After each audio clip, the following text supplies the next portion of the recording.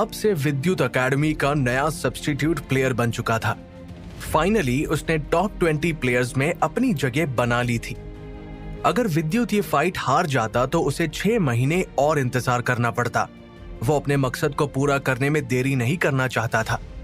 विद्युत अब अपने सपने पूरे करने की राह पर निकल पड़ा था। विद्युत अब नया टॉप 20 ऑर्डिनरी सब्स्टिट्यूट प्लेयर बन चुका था। प्रतीक ने विद्युत को फाइट करते हुए देखा था। विद्युत के जीतने के बाद वो गुस्से में वहां से चला आया था। उसने गुस्से में अपने हाथ की मुट्ठी बनाते हुए कहा, शिवा सर का प्लेयर टॉप 20 प्लेयर्स में अपनी जगह कैसे बना सकता है? प्रतीक इस वक्त एक बड़ी सी बिल्डिंग के रूम में आकर बैठा हुआ था। उसके बगल में इस वक्त प्लेयर नंबर 4 समर्थ भी बैठा था। उन दोनों ने विद्युत को फाइट करते हुए अपनी आंखों से देखा था। वो वहां सिर्फ विद्युत की हार का तमाशा देखने गए थे, लेकिन वहां पहुंचकर उन्होंने जो देखा उसके बाद दोनों के ही होश उड़ गए। एक ऐसा प्लेयर जिसने अभी फ्यूचर वॉरियर एकेडमी में कदम रखे ही थे, वो अब अचानक एक्स्ट्राऑर्डिनरी प्लेयर का सब्स्टिट्यूट प्लेयर बन चुका था। विद्युत ने देखते ही देखते बड़ी बहादुरी से टॉप 20 प्लेयर्स में अपनी जगह बना ली थी।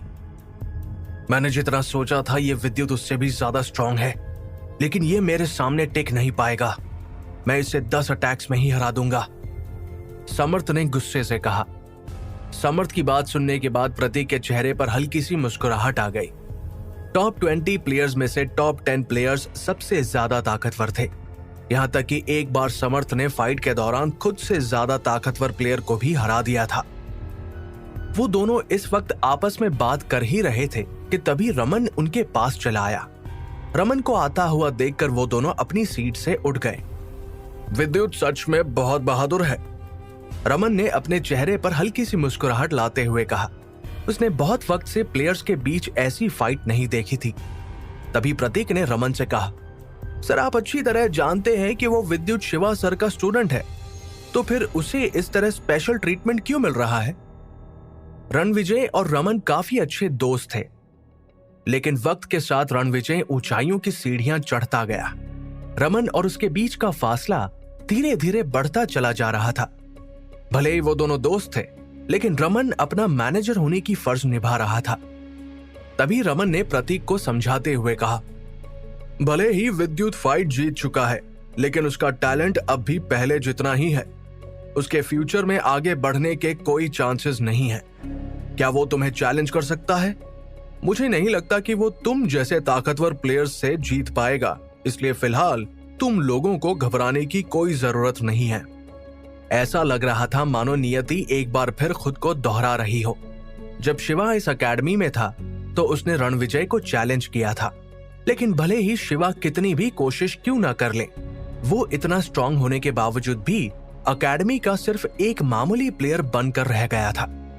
रमन ने प्रतीक से कोई बात नहीं छुपाई। उसने उन्हें ये तक बता दिया कि विद्युत को टास्क देर से देने के पीछे क्या वजह थी।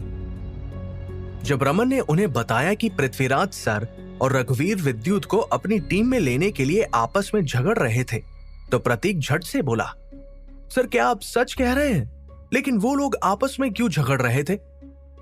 पृथ्वीराज और रघुवीर दोनों ही एकेडमी के जाने माने डिपार्टमेंट के हेड थे। उन दोनों ने अब तक एकेडमी के लिए बहुत कुछ किया था। उन दोनों के पास इस वक्त पावर और अथॉरिटी दोनों ही थी। किसी को समझ नहीं आ रहा था कि पृथ्वीराज और रघुवीर ने विद्युत में ऐसा क्या देखा था। फिलहाल रणविजय को इस बारे में कुछ भी नहीं पता था। वो ये नहीं जानता था कि प्रतीक और उसके साथी शिवा के प्लेयर्स को परेशान कर रहे हैं। प्रतीक ये सब अकेले ही कर रहा था, इसलिए एकेडमी के हेड के बिना वो विद्युत और उसके साथियों को ज्यादा परेशान नहीं कर सकता था। वो एकेडमी के रूल्स के खिलाफ नहीं जा सकता था। यहाँ एक तरफ प्रतीक और रमन आपस में बात कर रहे थे, तो वहीं दूसरी तरफ मुकाबला जैसे ही खत्म हुआ तो विद्युत अनिरुद्ध और अर्जुन के पास चला आया। वो दोनों ही इस वक्त विद्युत की जीत से बहुत खुश थे कि तभी अचानक अंजलि विद्युत के पास आई और उसे उसकी जीत की बधाई देते हुए बोली, कंग्रेचुलेशंस विद्युत, अब तो तुम सब्स्टिट्यूट प्लेयर बन चुके हो। मुझे तो तुमसे जलन हो रही है। अंजलि को देखकर विद्युत ने गहरी सांस ली कि तभी अनिरुद्ध ने विद्युत से कहा, आज तो तुम्हारी फाइट देखकर मजा ही आ गया। इतना कहने के बाद वो विद्युत की पीठ थपथपाने लगा। यहां तक कि नए ऑर्डिनरी प्लेयर्स भी अब विद्युत के पास आकर उसकी तारीफ कर रहे थे। एकेडमी ने टोटल 22 प्लेयर्स को चुना था, जिनमें वो पहले ही भरत को एक्स्ट्राऑर्डिनरी प्लेयर्स की टीम में ले गए थे। अब एकेडमी में 21 ऑर्डिनरी प्लेयर्स बचे थे, जिनमें से एक विद्युत ही वो पहला प्लेयर था जिसने एक्स्ट्राऑर्डिनरी प्लेयर्स के सब्स्टिट्यूट के तौर पर टॉप 20 में अपनी जगह बना ली थी। वहां कुछ ऐसे प्लेयर्स भी थे जिन्हें विद्युत की कामयाबी देखकर उससे जलन हो रही थी। नील भी वहां खड़ा विद्युत को घूरते हुए बोला, तो क्या हुआ अगर ये टॉप 20 प्लेयर्स में अपनी जगह बनाने में कामयाब रहा? ये इतना भी स्ट्रांग नहीं है, अभी ज्यादा देर नहीं हुई है, हम अब भी इससे आगे निकल सकते हैं। वैसे भी टैलेंट टेस्ट में इसने कुछ खास परफॉर्म नहीं किया था, मुझे नहीं लगता कि ये अब आगे कुछ कर सकता है। नए ऑर्डिनरी प्लेयर्स में से नील सबसे ज्यादा स्ट्रांग था, उसे अपनी ताकत पर नाज था, लेकिन विद्युत की फाइट देखने के बाद वो भी शॉक्ड रह गया था। वहां मौजूद बहुत से प्लेयर्स विद्युत की स्ट्रेंथ देखकर अब उससे डरने लगे थे। कोई भी उसे चैलेंज नहीं करना चाहता था। यहां अनन्या भी विद्युत के सब्स्टिट्यूट प्लेयर बनने से कुछ खास खुश नहीं थी, लेकिन वो इस बात से खुश थी कि ऑर्डिनरी प्लेयर्स में से एक प्लेयर टॉप 20 में अपनी जगह बनाने में कामयाब रहा है। इससे दूसरे ऑर्डिनरी प्लेयर्स को आगे बढ़ने में काफी हिम्मत मिलेगी।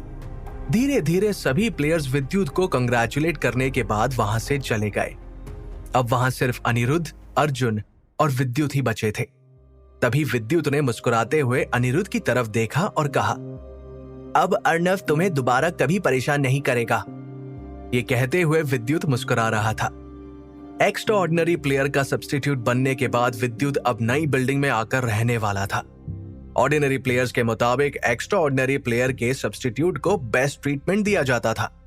यहां तक कि उन्हें मिलने वाली फैसिलिटीज भी ऑर्डिनरी प्लेयर्स के मुताबिक कई ज्यादा थी। विद्युत अब दूसरी बिल्डिंग में शिफ्ट होने वाला था, इसलिए उसने अपना सामान पैक करना शुरू कर दिया। सामान पैक करने के बाद विद्युत को वापस पिल मेकिंग डिपार्टमेंट में जाना था, लेकिन तभी पृथ्वीराज ने अपने एक प्लेयर को भेजकर विद्युत को उसका मैसेज देने के लिए कहा, विद्युत, आज सर ने तुम्हें छुट्टी दे दी है।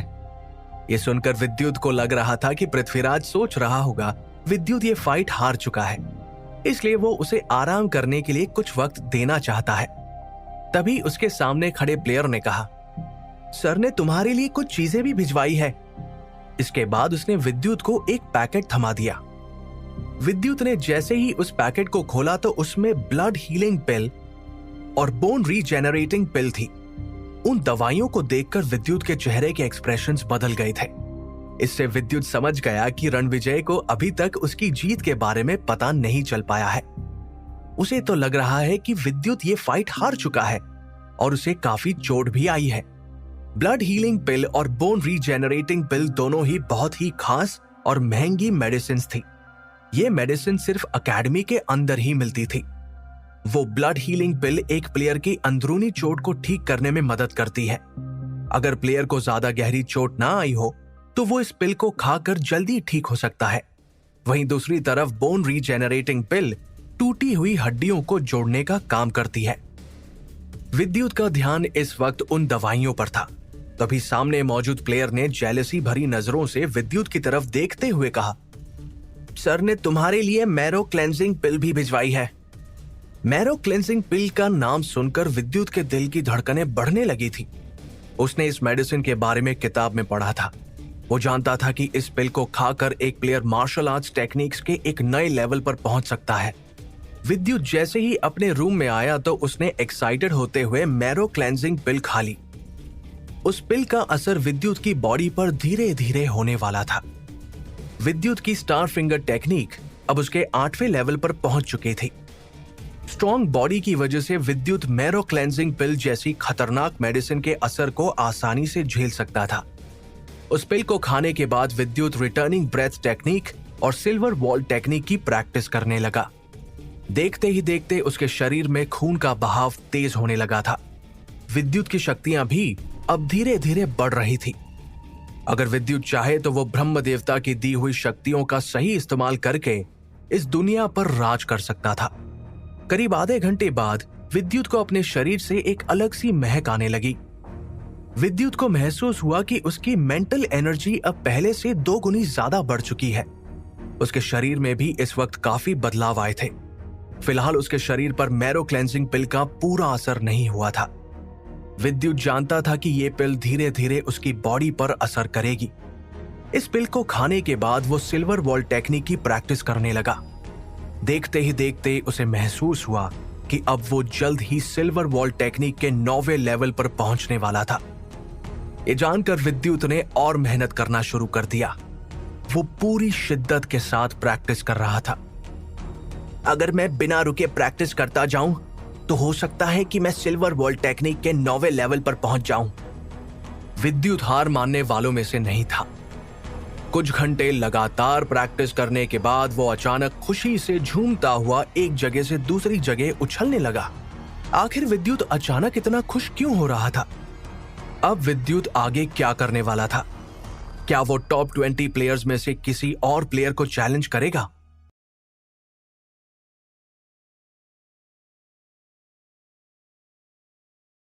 विद्युत को आज कोई काम नहीं करना था, इसलिए वो प्रैक्टिस करने लगा और फिर कुछ वक्त बाद वो खुशी से झूम रहा था। मैंने कर दिखाया। मैंने सिल्वर वॉल टेक्निक का 8वां लेवल पार कर ही लिया। पृथ्वीराज सर की दी हुई पिल मेरे बहुत काम आई। विद्युत खुश होते हुए बोला। सिल्वर वॉल टेक्निक का 8वां लेवल पार करना कोई आसान बात नहीं थी। जैसे जैसे लेवल्स बढ़ रहे थे, विद्युत की आगे बढ़ने की स्पीड भी कम होती जा रही थी, क्योंकि लेवल्स बढ़ने के साथ साथ सिल्वर वॉल टेक्निक और भी मुश्किल हो गई थी। विद्युत काफी वक्त से प्रैक्टिस कर रहा था, इसलिए अब वो कुछ देर के लिए रेस्ट करना चाहता था। वो चुपचाप अपने बेड पर आकर लेट गया। अगली सुबह विद्युत रेडी होकर अनिरुद्ध और अर्जुन से मिलने पहाड़ी पर पहुंच गया। अनिरुद्ध और अर्जुन इस वक्त अपने अपने दिए हुए टास्क को पूरा कर रहे थे। अनिरुद्ध पेड़ों को पानी डाल रहा था। अब उसे आसान काम करने को दिया जा रहा था। अब अर्णव भी उसे ज्यादा परेशान नहीं कर रहा था। तभी विद्युत को अपने पास आता हुआ देखकर अनिरुद्ध मुस्कुराते हुए बोला, विद्युत तुम्हें पता है, अब अर्णव मुझे परेशान नहीं करता। सबको पता है कि मैं और अर्जुन तुम्हारे कितने अच्छे दोस्त हैं, इसलिए सब हमसे अच्छे से पेश आ रहे हैं। अनिरुद्ध अपने हिस्से का सारा काम कर रहा था और तो और अब उसे कोई तंग करने वाला भी नहीं था। अनिरुद्ध को खुश देखकर विद्युत भी मुस्कुराता हुआ अर्जुन के पास चला आया कि तभी राघव विद्युत को देखकर धीमी आवाज में बोला, तुम यहाँ? जब से विद्युत ने अर्णव को हराया था, तब से राघव को भी उससे डर लगने लगा था। विद्युत जानबूझकर अर्जुन के पास गया और उससे बातें करने लगा। थैंक यू विद्युत, भले ही मेरा काम काफी मुश्किल है, पर कोई भी मुझे बेवजह परेशान नहीं करता है, अर्जुन ने कहा। उन दोनों को आराम से काम करता हुआ देखकर विद्युत ने राहत की सांस ली। इसके बाद वो वापस अपने ऑर्डिनरी प्लेयर्स की बिल्डिंग की तरफ चला आया। वहां उसकी मुलाकात पृथ्वीराज से हुई। पृथ्वीराज उससे मिलने आया था। विद्युत को देखकर पृथ्वीराज हंसते हुए बोला, लगता है तुम कल के छुट्टी से बहुत खुश हो। Thank you sir, marrow cleansing pill सचमुच बहुत असरदार थी, विद्युत ने कहा। विद्युत इस वक्त पृथ्वीराज को थैंक यू इसलिए कह रहा था क्योंकि पृथ्वीराज ने उसकी बहुत मदद की थी। मैरो क्लेंजिंग पिल कोई आम पिल नहीं थी, और तो और ये कुछ ऐसी महंगी मेडिसिन में से थी जिसे ऑर्डिनरी प्लेयर सिर्फ अपने सपनों में ही खरीदने की सोच सकते थे। मैं मैरो क्लेंजिंग पिल की बात नहीं कर रहा हूं। मैं जानना चाहता हूं कि कल तुम्हें खुद से ज्यादा ताकतवर प्लेयर को चैलेंज करके कैसा लगा। पृथ्वीराज अकेडमी का सबसे बेस्ट पिल मेकर था। उसके लिए मैरो क्लेंजिंग पिल की कीमत कुछ ज्यादा नहीं थी। वो तो विद्युत से उसके कल के एक्सपीरियंस के बारे में पूछना चाहता था। पृथ्वीराज की बातों से विद्युत सब समझ गया था। पृथ्वीराज इस बात से अनजान था कि विद्युत कल की फाइट जीत चुका है। एक्स्ट्रा ऑर्डिनरी प्लेयर्स के सब्स्टिट्यूट सचमुच बहुत स्ट्रांग है। मैंने जितना सोचा था कल का मुकाबला उससे भी कई गुना मुश्किल था। अगर मैंने जरा सी भी लापरवाही की होती तो मैं हार जाता। हाँ, तुम बिल्कुल ठीक कह रहे हो। मुझे पता था तुम हार जाओगे। पृथ्वीराज भी इस वक्त हाँ में अपना सिर हिला रहा था कि तभी उसने हैरान होते हुए आगे कहा, क्या क्या कहा तुमने? जरा एक मिनट रुको। तुम हार जाते मतलब क्या तुम कल की फाइट जीत गए? हाँ सर, मैं कल की फाइट जीत चुका हूँ। मैंने टॉप 20 प्लेयर्स में अपनी जगह बना ली है।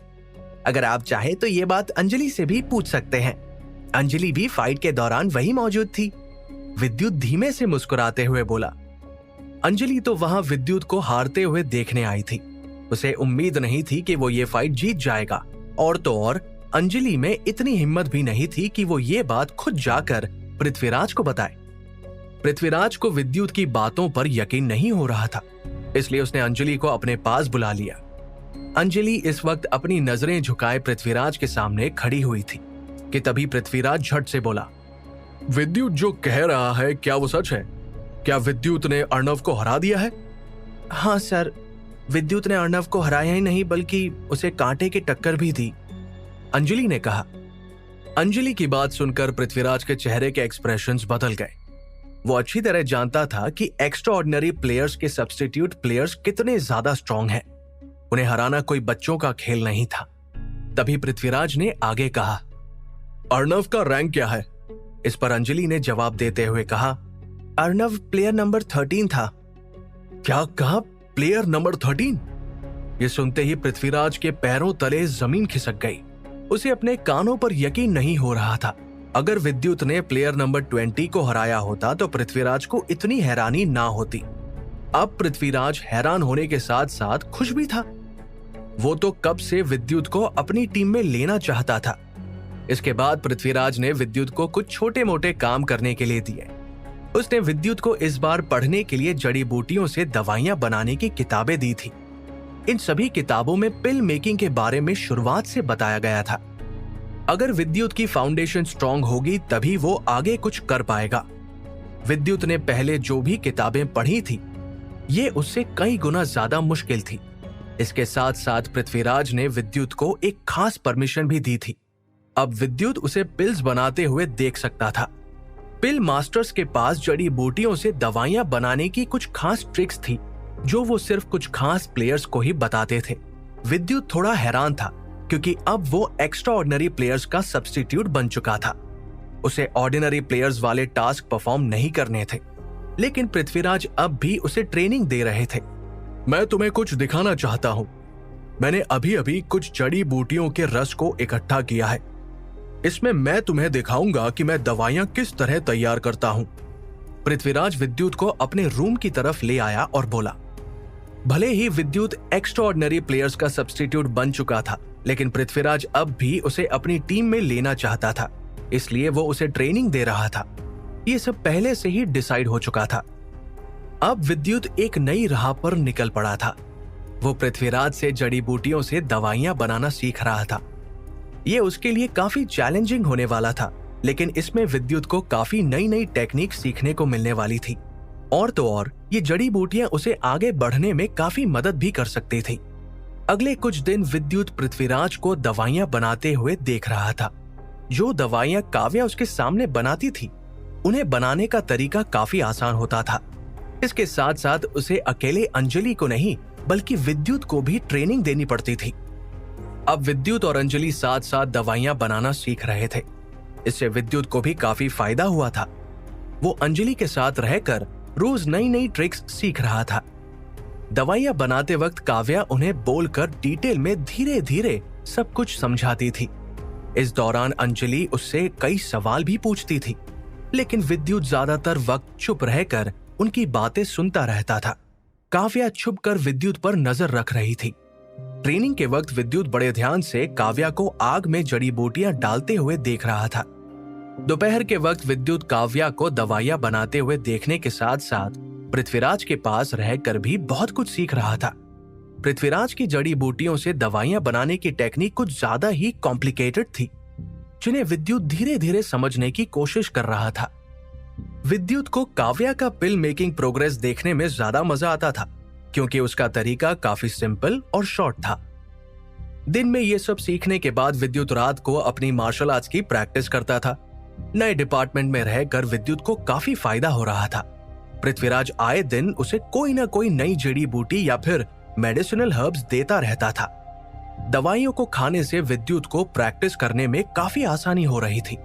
करीब 4 या 5 दिन बाद काव्या आज विद्युत और अंजलि का टेस्ट लेने वाली थी। वो देखने वाली थी कि अब तक विद्युत और अंजलि ने उससे कुछ सीखा भी है या नहीं। काव्या ने विद्युत से जितने भी सवाल पूछे, विद्युत ने झट से उसके सारे सवालों के जवाब दे दिए।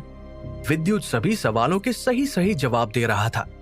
जहां एक तरफ विद्युत ने उसके सभी सवालों के जवाब दिए, तो वहीं दूसरी तरफ अंजलि उनमें से कुछ ही सवालों के जवाब दे पाई। विद्युत की परफॉर्मेंस देखकर अंजलि ने मायूस होते हुए एक गहरी सांस ली और मन ही मन कहा, विद्युत सच में काफी टैलेंटेड है। अंजलि ने बचपन में ही जड़ी बूटियों से दवाइयां बनाना सीखना शुरू कर दिया था। वो काफी वक्त से इसकी प्रैक्टिस कर रही थी, लेकिन इसके बावजूद भी विद्युत, जिसे दवाइयों की कोई नॉलेज नहीं थी, वो उससे अच्छा परफॉर्म कर रहा था। इसका मतलब ये हुआ था कि अंजलि में टैलेंट की कोई कमी नहीं थी। अंजलि बहुत ही मेहनती प्लेयर है, और तो और काव्या ने काफी वक्त से इतने टैलेंटेड प्लेयर को ट्रेनिंग नहीं दी थी। अंजलि विद्युत से हार मानने के लिए तैयार नहीं थी, इसलिए उसने काव्या के पास जाकर कहा, विद्युत किताबों में लिखी हर चीज को देखकर याद रख सकता है। मैं इस मामले में उससे आगे कैसे निकल सकती हूँ, लेकिन वो दवाइयां बनाने में मुझसे आगे नहीं निकल पाएगा। काव्या को भी अंजलि की कही बात कहीं ना कहीं ठीक लग रही थी।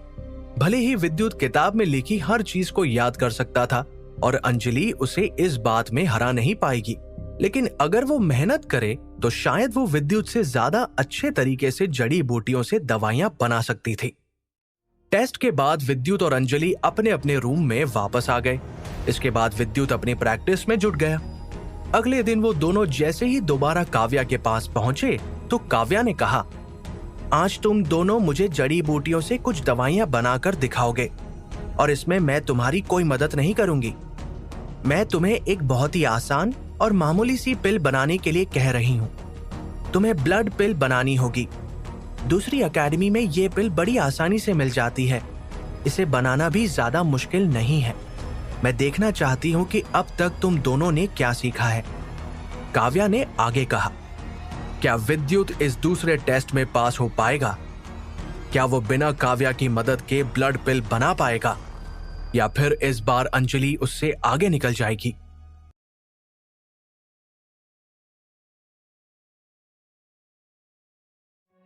आज अंजलि और विद्युत का टेस्ट था, जिसे लेकर विद्युत काफी एक्साइटेड लग रहा था। कल उन दोनों से काव्या ने अलग अलग सवाल पूछे थे, जिसमें विद्युत ने काफी अच्छा परफॉर्म किया था। इस एकेडमी में कदम रखने के बाद विद्युत को काफी कुछ सीखने को मिल रहा था। फ्यूचर वॉरियर एकेडमी बाकी एकेडमीज जैसी नहीं थी। यहाँ प्लेयर्स को सिर्फ मार्शल आर्ट्स ही नहीं, बल्कि और भी बहुत कुछ सिखाया जाता था। इस एकेडमी में कई राज छुपे हुए थे। विद्युत को तो ये एकेडमी बहुत से रहस्य से भरी और जादुई लगती थी। विद्युत इस वक्त बहुत एक्साइटेड लग रहा था। वो आज पहली बार किसी जड़ी बूटी से दवाई बनाने वाला था। ये ब्लड पिल बिल्कुल वैसी ही थी जो उसे जीतने पर मिली थी। ये प्लेयर्स को आगे बढ़ने में मदद करती है, लेकिन ब्लैक बेल्ट या फिर उससे ज्यादा ताकतवर प्लेयर्स ऐसे छोटी मोटी पिल्स का इस्तेमाल नहीं करते थे। एकेडमी के लिए ऐसी मेडिसिन किसी काम की नहीं थी, इसलिए सभी प्लेयर्स को शुरुआत में ब्लड पिल बनाने को ही कहा जाता था, ताकि वो धीरे धीरे मेडिसिनल प्लांट से दवाइयां बनाना सीख सके और इस तरह गलती होने पर रिसोर्सेज भी बर्बाद नहीं होंगे। विद्युत को ये काम थोड़ा मुश्किल भी लग रहा था, क्योंकि उसने शुरुआत से लेकर अब तक सिर्फ मार्शल आर्ट्स की ही ट्रेनिंग ली थी। उसे टेक्निक सीखने में ज्यादा मजा आता था। ये सब उसके लिए बिल्कुल नया था। कुछ वक्त बाद काव्या ने उन दोनों को ब्लड पिल बनाने के लिए सारा जरूरी सामान लाकर दे दिया और फिर उसने अंजलि से कहा, अंजलि, तुमसे शुरुआत करते हैं। ये सुनकर अंजलि अपने सामने रखी जड़ी बूटियों और बाकी सामान को ऑर्गेनाइज करने लगी और फिर उसके बाद उसने कोयले से आग जलाना शुरू कर दिया। इस पिल को बनाने का सबसे अहम हिस्सा आग को कंट्रोल करना था। अगर जड़ी बूटी के रस को ज्यादा आंच पर पकाया जाएगा तो इससे उसकी प्रॉपर्टीज खत्म हो सकती थी। अंजलि बड़े ध्यान से आग को कंट्रोल कर रही थी, लेकिन अचानक कुछ वक्त बाद आंच जैसी ही तेज हुई तो आग की लपटें ऊपर उठने लगी। अंजलि घबरा गई और फिर देखते ही देखते वहां चारों तरफ धुआं फैल गया। जड़ी बूटी का सारा रस इस वक्त भाप बनकर हवा में कहीं गायब हो चुका था। सारे रूम में एक अजीब सी बदबू फैलने लगी थी। यह देखकर विद्युत ने मुंह पर हाथ रख लिया। उसे अंजलि पर हंसी भी आ रही थी। विद्युत को हंसता हुआ देखकर अचानक अंजलि को शर्मिंदगी महसूस होने लगी थी। उसका चेहरा गुस्से से लाल पड़ गया था और वो विद्युत को घूरते हुए बोली, तुम्हें मुझ पर बहुत हंसी आ रही है ना? ठीक है, अगर तुम में हिम्मत है तो तुम ही ट्राई क्यों नहीं कर लेते? अंजलि इस टेस्ट में फेल हो गई थी, जिसे देखकर काव्या काफी नाराज थी। अंजलि, इसमें विद्युत की कोई गलती नहीं है। तुम इस टेस्ट में फेल हो गई हो। तुम्हें आग पर कंट्रोल रखना चाहिए था। अंजलि को वहां सब लोग जानते थे, लेकिन उसे वहां पर एक नॉर्मल प्लेयर की तरह ही ट्रीट किया जा रहा था। विद्युत को पृथ्वीराज और रघुवीर दोनों ही अपनी टीम में लेना चाहते थे। विद्युत के साथ पंगा लेना अंजलि के लिए ठीक नहीं था, लेकिन वो कुछ दिनों से विद्युत के साथ रहकर ये बात भूल गई थी। तभी विद्युत ने मुस्कुराते हुए कहा, कोई बात नहीं। अब विद्युत को भी जड़ी बूटियों से दवाई बनाने में मजा आने लगा था। उसे ये प्रोसेस काफी इंटरेस्टिंग लगता था। विद्युत मन ही मन प्रैक्टिस के दौरान अक्सर सोचा करता था कि अगर उसे जड़ी बूटियों से दवा बनाना आ गया तो वो अपने लिए बहुत सी ऐसी दवाइयां बना सकता है जिससे उसे काफी मदद मिलेगी। और तो और उसे मेडिसिनल शॉप्स पर जाकर महंगी महंगी दवाइयां भी नहीं खरीदनी पड़ेगी। इससे उसके पैसों की भी बचत हो जाएगी। विद्युत की बात सुनकर काव्या ने एक गहरी सांस ली और विद्युत से पूछा, वैसे विद्युत, क्या तुम मुझे बता सकते हो कि अंजलि ने अभी क्या गलती की है? इस पर विद्युत ने पूरे कॉन्फिडेंस के साथ कहा, सबसे पहले तो अंजलि आग को लेकर काफी डर रही थी।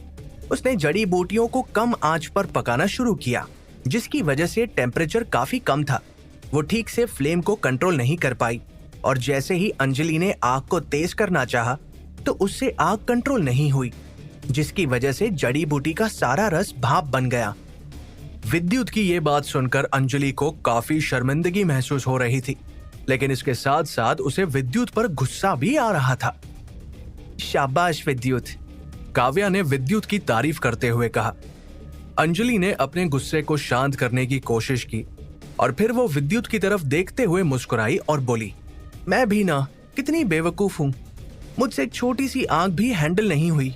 विद्युत, क्यों ना तुम ही मुझे ब्लड पिल बनाना सिखा दो।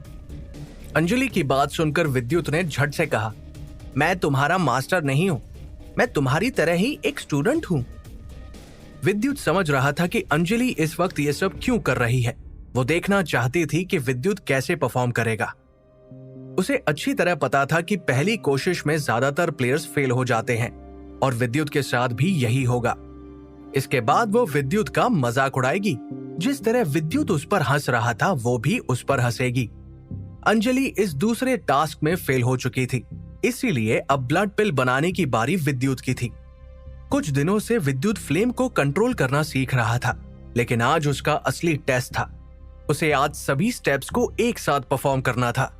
इसी बीच जड़ी बूटी से दवाइयां बनाने के प्रोसेस में सबसे ज्यादा अहम आग को कंट्रोल करना था।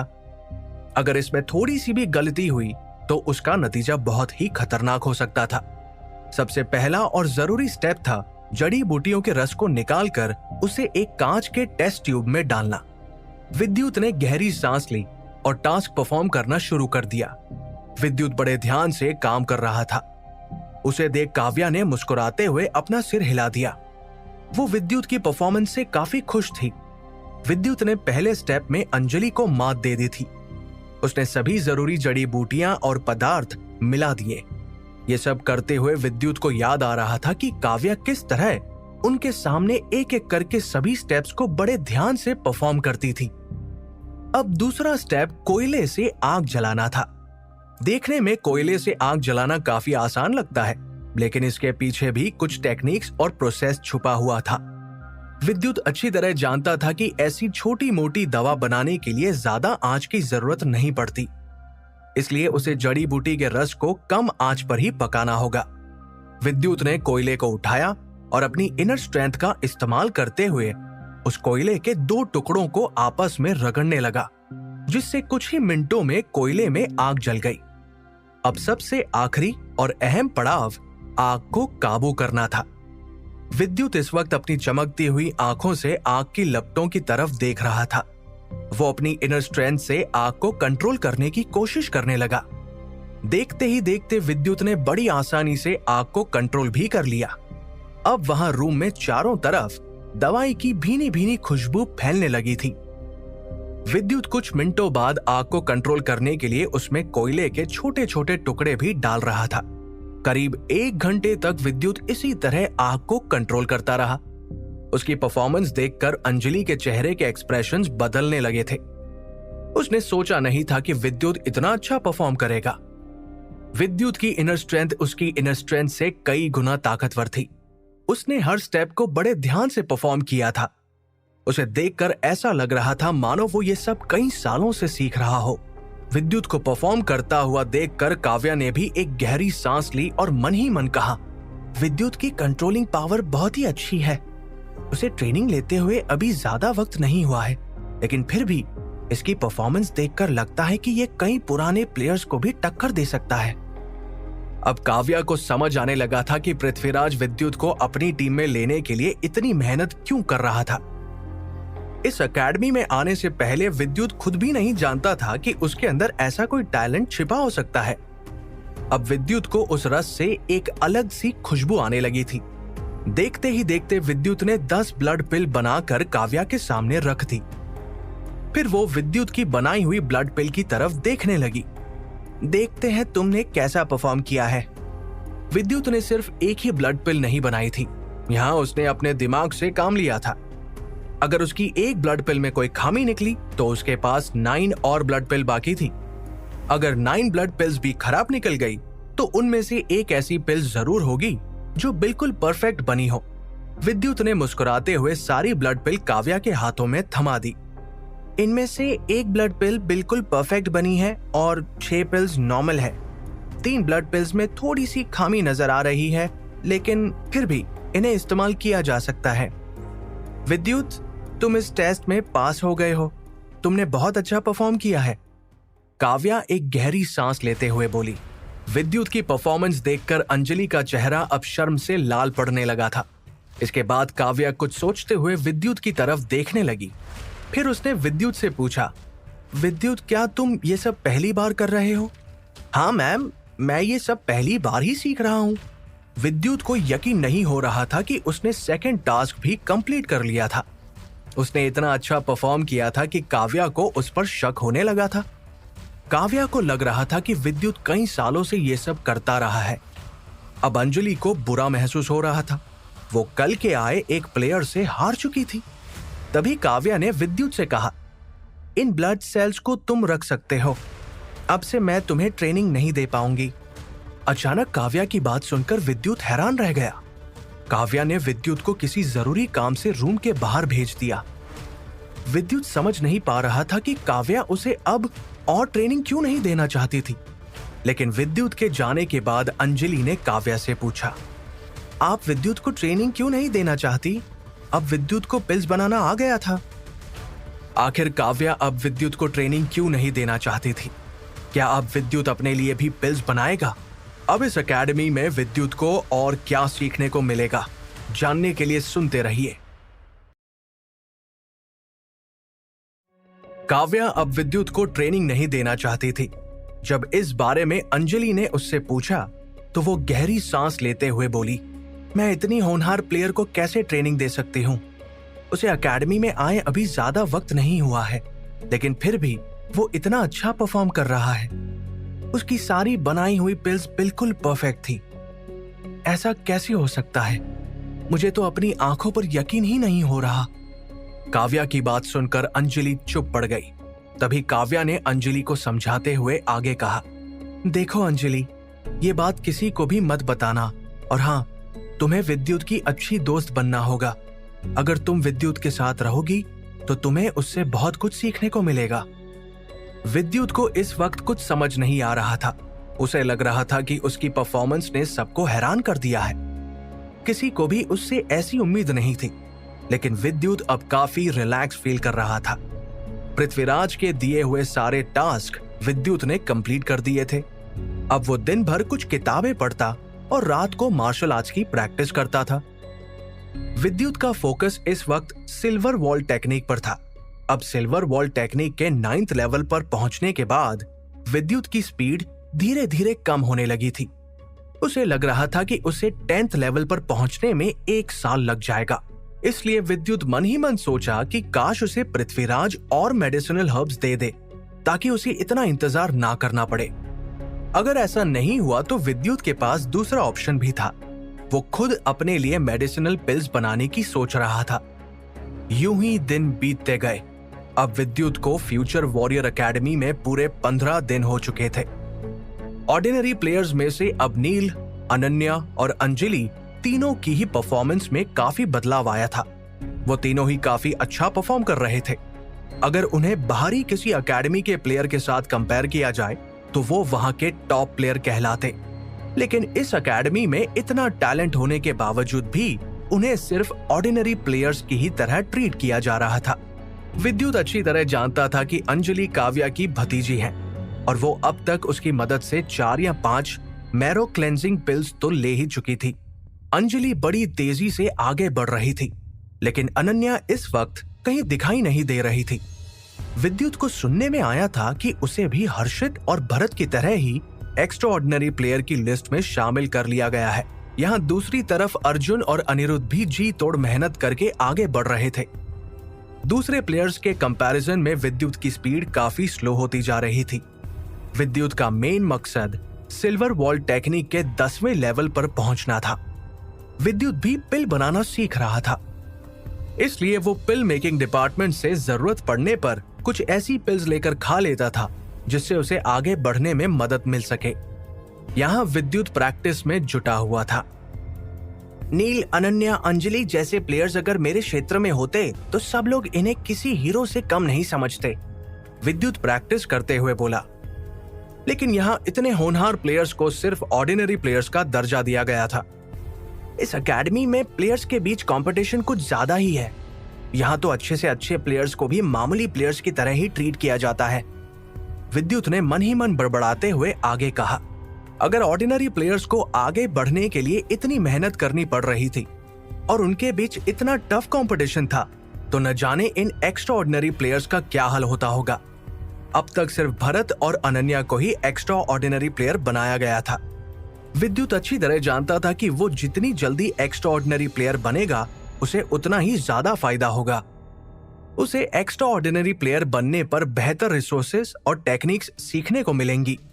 इसलिए विद्युत अपनी बॉडी को और स्ट्रॉन्ग बनाने के लिए कड़ी मेहनत कर रहा था। वो इस वक्त बॉडी स्ट्रेंथनिंग पर ज्यादा फोकस करना चाहता था। सब जानते थे कि आगे बढ़ने के लिए एक प्लेयर के शरीर का स्ट्रॉन्ग होना बहुत जरूरी होता है। अगर विद्युत ऐसा करने में कामयाब रहा तो फ्यूचर में उसके लिए आगे बढ़ना और भी आसान हो जाएगा। प्रैक्टिस के दौरान विद्युत को महसूस हुआ कि 10 दिन पूरे होने वाले हैं। अब 10 दिन बाद उसे रघुवीर के अंडर ट्रेनिंग लेनी थी। इन 10 दिन में विद्युत ने जड़ी बूटियों से दवाइयां बनाना काफी हद तक सीख लिया था। आज आखिरी दिन था, इसलिए पृथ्वीराज विद्युत से बात करने चला आया। पृथ्वीराज ने विद्युत के कंधे पर हाथ रखते हुए कहा, विद्युत, तुम बहुत टैलेंटेड हो। तुमने इन 10 दिनों में मुझे ही नहीं बल्कि डिपार्टमेंट के सब लोगों को हैरान कर दिया है।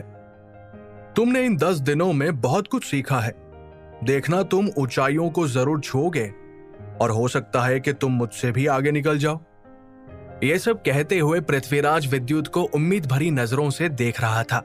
वो चाहता था कि रघुवीर के पास ट्रेनिंग लेने के बाद विद्युत उसे ही चुने, लेकिन उसने विद्युत को फोर्स नहीं किया। जाने से पहले पृथ्वीराज ने विद्युत को एक किताब दी जिसमें बहुत सी नई नई पिल्स को बनाने की टेक्निक और स्टेप्स बताए गए थे। विद्युत इस किताब को पढ़कर बहुत कुछ सीख सकता था। वो किताब विद्युत को देने के बाद पृथ्वीराज ने एक गहरी सांस ली और वहां से जाने लगा। उस किताब को लेने के बाद विद्युत को अपने कंधे पर जिम्मेदारी का एहसास हो रहा था। इतना ही नहीं, उस किताब के साथ साथ पृथ्वीराज ने विद्युत को कुछ कॉइन्स भी दिए थे जिनसे विद्युत को काफी मदद मिलने वाली थी। जाने से पहले पृथ्वीराज अपनी जगह पर रुक गया और फिर उसने अपनी जेब से विद्युत को एक मिक्सिंग ट्यूब निकालकर दे दिया। वो मिक्सिंग ट्यूब कांच की बनी हुई थी।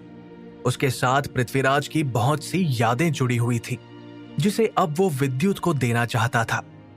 पृथ्वीराज से बात करने के बाद विद्युत वहां से चला आया, लेकिन न जाने क्यों उसे कुछ अजीब सा महसूस हो रहा था। पृथ्वीराज ने एक भी बार विद्युत को उसकी टीम को चुनने के लिए जबरदस्ती नहीं की। अपने रूम में आने के बाद पृथ्वीराज की दी हुई चीजों की तरफ देखने लगा। उसकी आंखों में इस वक्त एक अलग ही खुशी नजर आ रही थी। पृथ्वीराज ने विद्युत को कुछ कॉइन्स भी दिए थे जिनसे वो अपने लिए अलग अलग रिसोर्सेस खरीद सकता था। वो कॉइन्स लेकर विद्युत अकेडमी के दूसरे फ्लोर पर पहुंच गया, जहां प्लेयर्स कॉइन्स देकर अपने लिए अलग अलग हथियार और मेडिसिनल पिल्स खरीदते थे। विद्युत ने जैसे ही वहां कदम रखे तो वहां मौजूद प्लेयर्स को देखकर विद्युत के दिल की धड़कनें बढ़ने लगी। वहां मौजूद सभी प्लेयर्स विद्युत से 10 गुना ज्यादा ताकतवर थे। वहां पर इस वक्त ज्यादातर अकेडमी के मास्टर्स मौजूद थे। विद्युत को वहां नए नए हथियार, पिल्स और मेडिसिनल हर्ब्स दिखाई दे रहे थे। उसे समझ नहीं आ रहा था कि वो इस वक्त क्या खरीदे, क्योंकि वहां सब कुछ बहुत ही महंगा था।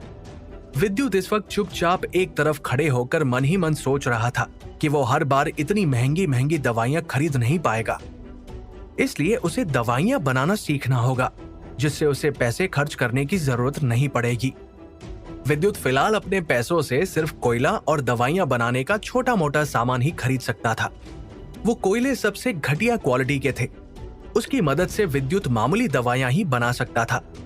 इसके बाद उसने अपने बचे हुए कॉइन से मेडिसिनल पिल्स बनाने के लिए कुछ रिसोर्सेस खरीद लिए, जो कि उसे काफी सस्ते में मिल गए। विद्युत मैरो क्लेंजिंग पिल बनाना चाहता था। इसके साथ साथ वो ब्रेथ रिटर्निंग पिल बनाने की भी सोच रहा था। ब्रेथ रिटर्निंग पिल को खाकर विद्युत अपनी एनर्जी को दोबारा से जनरेट कर सकता था। भले ही अकेडमी के लोगों के लिए ये मामूली सी पिल क्यों ना हो, लेकिन बाहरी अकेडमीज के प्लेयर्स के लिए ये पिल किसी खजाने से कम नहीं थी। इन दोनों पिल्स को चुनने के पीछे 2 रीजंस थे। पहला, इन पिल्स को बनाना इतना भी मुश्किल नहीं था, और तो और इन्हें बनाने के लिए जो सामान यूज होता था वो भी इतना महंगा नहीं था। विद्युत ने अब तक 10 दिनों में जो कुछ भी सीखा था, उसकी मदद से वो इन पिल्स को आसानी से बना सकता था। पृथ्वीराज के दिए हुए सारे कॉइन्स को खर्च करने के बाद विद्युत ने पिल बनाने का सारा सामान इकट्ठा कर लिया था, और अगर उसके पास किसी चीज की कमी थी तो वो सामान विद्युत पृथ्वीराज से कहकर ला सकता था। विद्युत इस वक्त अंजलि की मदद लेने की भी सोच रहा था। सामान लेने के बाद विद्युत 2nd फ्लोर से नीचे चला आया। मेडिसिन हॉल में रखी पिल्स को देखकर विद्युत की आंखें चमकने लगी थी। अगर उसका बस चलता तो वो बहुत सी पिल्स और हथियार खरीदता, लेकिन फिलहाल उसके पास जो था उसे उससे ही काम चलाना पड़ा। विद्युत कुछ सोचता हुआ सीढ़ियों से नीचे उतर रहा था कि तभी किसी ने उसके पीछे से आवाज देकर रोक लिया। विद्युत! यह आवाज सुनकर विद्युत अपनी जगह पर जम सा गया। उसने जैसे ही पीछे मुड़कर देखा तो उसे काले कपड़े पहने एक एक्स्ट्रा ऑर्डिनरी प्लेयर दिखाई दिया। हर्षित, तुम? हर्षित को देखकर विद्युत कुछ पल के लिए चुप पड़ गया था। हर्षित वही प्लेयर था जिसने शिवा को धोखा दिया था। शिवा को हर्षित से बहुत उम्मीदें थी, लेकिन उसने शिवा की सारी उम्मीदें तोड़ दी। आज हर्षित को देखने के बाद विद्युत को महसूस हुआ कि हर्षित अब शिवा जितना स्ट्रांग हो गया है। यहां आने के बाद करीब 1 महीने में ही हर्षित में बहुत बदलाव आया था।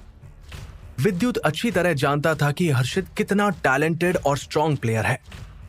अकेडमी में उसे सारी फैसिलिटीज दी जा रही थी, जिसकी वजह से अब वो काफी अच्छा परफॉर्म कर रहा था। तो आखिर हम दोनों का आमना सामना हो ही गया। तुम भी मेरे पीछे पीछे यहां चले आए। वैसे भले ही हम एक ही अकेडमी का हिस्सा क्यों ना हो, लेकिन अब भी हम दोनों के बीच जमीन आसमान का फर्क है, हर्षित ने बेरुखी से कहा। हर्षित की बात सुनकर विद्युत ने उसे पलटकर जवाब देते हुए कहा, इससे कोई फर्क नहीं पड़ता। फर्क इस बात से पड़ता है कि कौन पहले ऊंचाइयों को छूता है। अब तो हम दोनों एक ही अकेडमी का हिस्सा हैं, बस हम दोनों के मकसद अलग अलग है। विद्युत की बात सुनकर हर्षित हंसने लगा और फिर उसने आगे कहा, वैसे तुम्हें मेरा चैलेंज तो याद है ना? अब जब तुम यहां आ ही गए हो तो जल्दी हम दोनों के बीच मुकाबला जरूर होगा। मेरा चैलेंज याद रखना। क्या विद्युत हर्षित को फाइट में हरा पाएगा? क्या वो उसे कांटे की टक्कर दे पाएगा? क्या विद्युत अपने लिए मैरो क्लेंजिंग पिल और ब्रेथ रिटर्निंग पिल बनाने में कामयाब हो पाएगा? जानने के लिए सुनते रहिए कहानी का अगला भाग। विद्युत को अच्छी तरह याद था कि चैंपियनशिप के कुछ दिन पहले हर्षित ने उसे फाइट के लिए चैलेंज किया था, लेकिन उन 10 दिनों में सब कुछ बदल गया और हर्षित अकेडमी छोड़कर फ्यूचर वॉरियर अकेडमी में आ गया, जिसकी वजह से उन दोनों के बीच मुकाबला नहीं हो पाया था। मुझे उस दिन का इंतजार रहेगा, विद्युत ने एक बार फिर पूरे कॉन्फिडेंस के साथ कहा और फिर वो उसी बिल्डिंग की तरफ चला आया जहां टॉप 20 प्लेयर्स रहते थे। अब हर्षित को मिलने के बाद विद्युत को अपना नया टारगेट मिल चुका था। हर्षित से मिलने के बाद विद्युत वापस उसी बिल्डिंग के अंदर चला गया। उसने अपनी जरूरत का सारा सामान ले लिया था, लेकिन तभी विद्युत को ये सामान ले जाते हुए अचानक अंजलि ने देख लिया। आखिर ये विद्युत करना क्या चाहता है? अंजलि मन ही मन बड़बड़ाई। अंजलि कुछ समझ नहीं पा रही थी, इसलिए वो विद्युत के पास आई और बोली, विद्युत जरा रुको, ये सारा सामान, क्या तुम खुद से दवाइयां बनाने वाले हो? इतना कहने के बाद अंजलि विद्युत के हाथ में पकड़े हुए सामान की तरफ देखने लगी। अंजलि की बात सुनकर विद्युत ने हाँ में अपना सिर हिला दिया। इसके बाद विद्युत अपने रूम के अंदर चला आया और सामान को टेबल पर एक एक करके रखने लगा। इसके बाद उसने शुरुआत करने से पहले एक गहरी सांस ली। आज विद्युत पहली बार बिना किसी की निगरानी के अकेले अपने लिए पिल बनाने जा रहा था। हो सकता है कि विद्युत इसमें सफल हो जाए, लेकिन अगर ऐसा करते हुए कोई हादसा हो गया तो विद्युत क्या करेगा? अगर वो अपने लिए जड़ी बूटियों से पिल्स नहीं बना पाया तो उसे कुछ वक्त इंतजार करना पड़ेगा। हर प्लेयर को महीने की स्टार्टिंग में पॉकेट मनी दी जाती थी, जिससे वो अपनी जरूरत के मेडिसिनल हर्ब्स और हथियार खरीद सके। अब विद्युत बड़े ध्यान से एक एक करके जड़ी बूटियों का रस निकालने लगा। इसमें विद्युत अपनी शक्तियों का इस्तेमाल कर रहा था, जिस वजह से उसे सब कुछ साफ साफ नजर आ रहा था। अगर किसी भी जड़ी बूटी की क्वांटिटी में गड़बड़ हुई तो विद्युत की सारी मेहनत मिट्टी में मिल सकती थी। देखते ही देखते विद्युत ने पहला पड़ाव पार कर लिया। अब उसे कोयले से आग जलानी थी। वो ऐसा टेस्ट के दौरान कर चुका था, इसलिए उसे इस वक्त इतनी घबराहट नहीं हो रही थी। उसने जैसे ही कोयले से आग जलाई तो अपनी इनर स्ट्रेंथ को इकट्ठा करते हुए वो उस आग को कंट्रोल करने लगा। ये जड़ी बूटियों से दवाइयां बनाने का सबसे अहम हिस्सा था। अगर इसमें जरा भी गड़बड़ हुई तो विद्युत आगे नहीं बढ़ पाएगा। आज से पहले विद्युत ने कभी मैरो क्लेंजिंग पिल और ब्रेथ रिटर्निंग पिल नहीं बनाई थी, लेकिन उसके दिमाग में इसे बनाने के सभी स्टेप्स किसी फिल्म की रील की तरह घूम रहे थे। उसने किताबों में इसके बारे में बड़े ध्यान से पढ़ा था। विद्युत ने जैसे ही आग जलाई तो आग की लपटें धीरे धीरे तेज होने लगी। वो अपने हाथों से निकलती हुई रोशनी से आग को कंट्रोल कर रहा था। देखते ही देखते विद्युत ने दूसरे पड़ाव को भी बड़े अच्छे से पार कर लिया, लेकिन वो इस वक्त एक्साइटेड होने के साथ साथ थोड़ा नर्वस भी लग रहा था। इस वक्त ब्रह्म देवता की दी हुई शक्तियां विद्युत के बहुत काम आ रही थी। वो अपनी आंखों से हर चीज को बारीकी से देख पा रहा था। धीरे धीरे वक्त बीतता गया। ऐसी दवाइयों को बनाने में विद्युत को काफी वक्त लगने वाला था। करीब 2 घंटे बीत गए। उसने पहले ब्लड पिल बनाई थी, लेकिन उसे बनाने में विद्युत को इतना वक्त नहीं लगा, क्योंकि ब्लड पिल को बनाना बहुत आसान था। विद्युत लगातार आग को कंट्रोल कर रहा था। देखते ही देखते 1 घंटा और बीत गया। विद्युत ने जैसे ही ग्लास ट्यूब के अंदर देखा तो जड़ी बूटी के रस ने अब धीरे धीरे पिल का आकार लेना शुरू कर दिया था। विद्युत बहुत देर से आग को कंट्रोल कर रहा था। अब उसकी इनर स्ट्रेंथ धीरे धीरे कमजोर पड़ने लगी थी। करीब 5 घंटे तक लगातार मेहनत करने के बाद विद्युत अब थक चुका था, इसलिए वो अचानक अपने सामने रखे टेबल पर बैठ गया। विद्युत ने अपने माथे से पसीना साफ करते हुए जार में रखी 5 पिल्स की तरफ मुस्कुराते हुए देखा और कहा, फाइनली मैंने मैरो क्लेंजिंग पिल्स बना ही ली। आखिरकार उसकी मेहनत रंग लाई। विद्युत ने जितना सामान खरीदा था उस सामान से वो 4 या 5 मैरो क्लेंजिंग पिल्स ही बना सकता था। अब देखना यह था कि ये पिल्स सही बनी थी या नहीं। 5 पिल्स में से विद्युत की 1 पिल बिल्कुल परफेक्ट बनी थी। उसमें से 1 ठीक ठाक थी और 2 इस्तेमाल करने लायक थी, लेकिन 1 पिल ऐसी थी जो किसी काम की नहीं थी। पिछली बार विद्युत ने ब्लड पिल बनाने में बहुत अच्छा परफॉर्म किया था, लेकिन इस बार ऐसा नहीं हुआ। अगर इस वक्त विद्युत की जगह पृथ्वीराज होता तो उसकी सभी पिल्स बिल्कुल परफेक्ट बनती, क्योंकि उसके लिए मैरो क्लेंजिंग पिल बनाना बाएं हाथ का खेल था। भले ही विद्युत की सभी पिल्स बिल्कुल परफेक्ट नहीं बनी थी, लेकिन फिर भी वो अपनी परफॉर्मेंस से बहुत खुश था। मैरो क्लेंजिंग पिल बनाने के बाद विद्युत अब ब्रेथ रिटर्निंग पिल बनाने के लिए कुछ वक्त लेना चाहता था। उसने सोचा कि क्यों ना वो पृथ्वीराज की दी हुई नई किताब को पढ़े। हो सकता है उसे पढ़ने के बाद विद्युत को पिल्स बनाने में आसानी हो। इसलिए विद्युत किताब लेकर अपने रूम में आ गया। वो बड़े ध्यान से किताब में लिखी छोटी छोटी टिप्स और ट्रिक्स को पढ़ रहा था। उस किताब को एक बार पढ़ने के बाद ही विद्युत को महसूस होने लगा था कि अब वो दवाइयां बनाने के बारे में पहले से ज्यादा जान चुका है। इस किताब को पढ़ने के बाद विद्युत ने मायूस होते हुए गहरी सांस ली और कहा, अगर मैं इसे पहले पढ़ लेता तो शायद मेरी 5 में से 3 पिल्स तो परफेक्ट बनती। विद्युत देर रात तक उस मोटी किताब को पढ़ता रहा। कल सुबह उसे अब रघुवीर के अंडर मिशन डिपार्टमेंट में जाकर ट्रेनिंग लेनी थी। सोने से पहले विद्युत ने जैसे ही अपनी आंखें बंद की तो अचानक उसकी आंखों के सामने पानी में तैरती हुई मछलियों की पिक्चर घूमने लगी।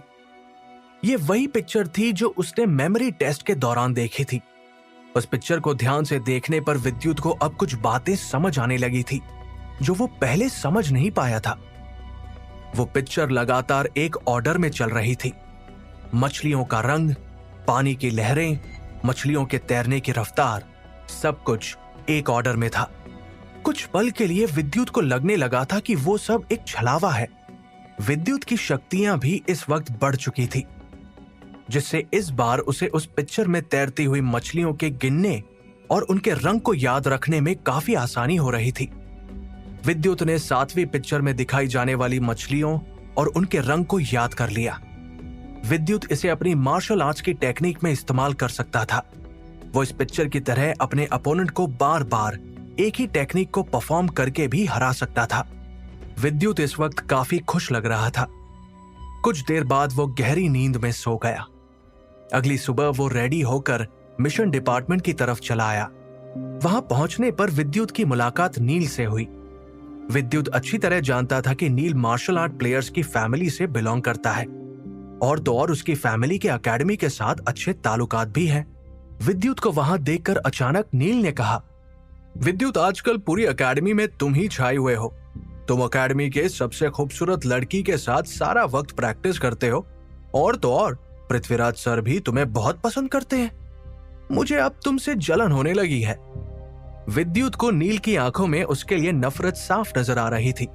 नील और अंजलि काफी अच्छे दोस्त थे, लेकिन अब अंजलि ज्यादातर विद्युत के साथ रहती थी। उसने नील से बातें करना भी कम कर दिया था और ये बात नील को बिल्कुल भी अच्छी नहीं लग रही थी। नील के मुताबिक वो दोनों एक साथ काफी अच्छे लगते थे और तो और उन दोनों की फैमिली में भी काफी सिमिलैरिटीज थी। लेकिन वक्त बीतने के साथ विद्युत ने टॉप 20 प्लेयर्स में अपनी जगह बना ली। उसे तो पृथ्वीराज और रघुवीर अपने टीम में लेने के लिए बेताब थे और तो और अब अंजलि भी ज्यादातर वक्त विद्युत के साथ ही रहती थी। ये सारी अटेंशन नील के मुताबिक उसे मिलनी चाहिए थी। नील की बात सुनकर विद्युत ने मुस्कुराते हुए कहा, ये तुम कैसी बातें कर रहे हो? इनफैक्ट मुझे तुमसे जलन होनी चाहिए। मैं चाहकर भी कभी तुम्हारा मुकाबला नहीं कर पाऊंगा। तुमने टॉप 20 में अपनी जगह बना ली है। मुझे लगता है तुम जल्द ही एक्स्ट्रा ऑर्डिनरी प्लेयर्स में अपनी जगह बना लोगे। विद्युत की बात सुनकर नील चुप पड़ गया और फिर मुस्कुराते हुए बोला, तुम बिल्कुल ठीक कह रहे हो, लेकिन एक्स्ट्रा ऑर्डिनरी प्लेयर बनने से पहले मैं टॉप 20 एक्स्ट्रा ऑर्डिनरी प्लेयर्स के सब्स्टिट्यूट से मुकाबला करना चाहूंगा। वैसे मैं सोच रहा हूं कि क्यों ना मैं तुम्हें फाइट के लिए चैलेंज करूं। इतना कहने के बाद नील हंसते हुए वहां से चला गया। विद्युत ने नील की बात पर ज्यादा ध्यान नहीं दिया। नील भी टॉप 20 प्लेयर्स में अपनी जगह बना चुका था।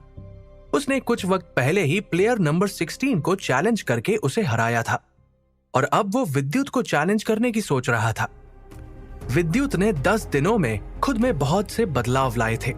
वो सिल्वर बॉल टेक्निक के 90 लेवल पर पहुंच गया था और तो और अब उसकी ताकत भी 2 गुनी हो चुकी थी। इसके बाद विद्युत एक बड़े से मैदान की तरफ चला आया। वहां पहुंचने पर उसे रघुवीर दिखाई दिया। विद्युत रघुवीर के पास आकर खड़ा हो गया और बोला, सर, मेरी पिल मेकिंग डिपार्टमेंट में 10 दिन की ट्रेनिंग खत्म हो चुकी है। अब मैं आपके पास ट्रेनिंग लेने आया हूं। विद्युत को वहां देखकर रघुवीर बहुत खुश लग रहा था। मिशन डिपार्टमेंट में तुम्हारा स्वागत है। विद्युत इस वक्त यही सोच रहा था कि रघुवीर सर को उसके बारे में कैसे पता चला। तभी रघुवीर ने हंसते हुए कहा, जब मैंने तुम्हें पहली बार देखा था, मैं तभी समझ गया था कि तुम किसी भी चीज को देखकर उसे अपनी मेमोरी में स्टोर कर सकते हो। मेमोरी टेस्ट के 4th लेवल को पार करना किसी मामूली प्लेयर की बस की बात नहीं है। तुमने उन मछलियों की गिनती पर ही ध्यान नहीं दिया, बल्कि उनके रंग को भी बड़ी आसानी से याद रखा, और यह कोई आसान काम नहीं था। रघुवीर के मुंह से अपनी तारीफ सुनकर विद्युत धीमे से मुस्कुराने लगा।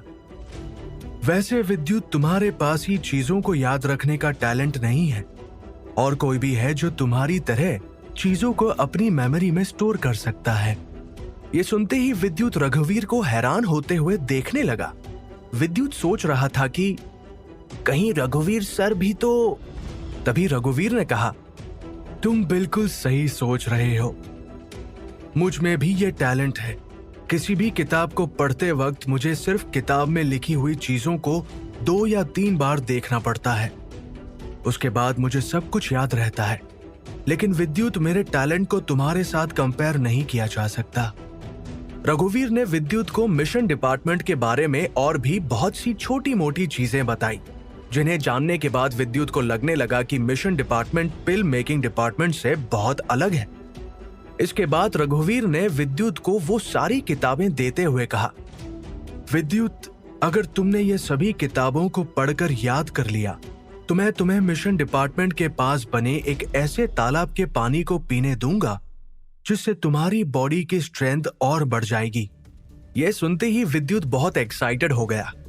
एकेडमी में कदम रखने के बाद विद्युत को वहां की कुछ रहस्यमयी जगहों के बारे में पता चला था, जैसे कि पहला वो फ्लोटिंग कैसल, जहां जाने की इजाजत किसी को भी नहीं थी।